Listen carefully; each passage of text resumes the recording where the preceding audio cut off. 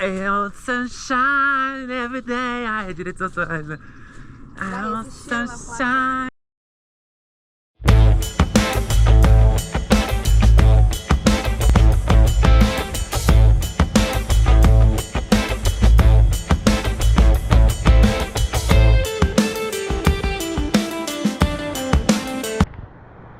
Aqui a entrada da cachoeira Poço Encantado.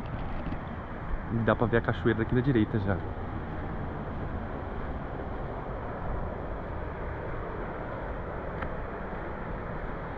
Olha lá. Dá pra ter uma prévia do tamanho dela já. Dali é os residenciais da pousada. A gente veio dali.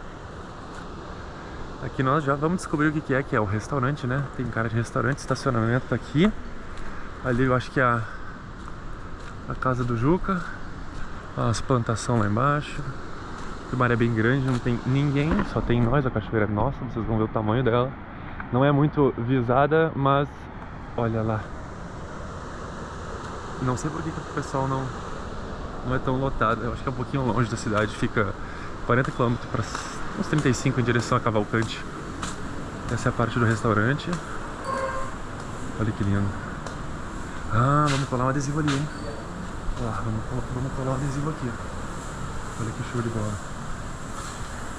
Barzinho, cozinha.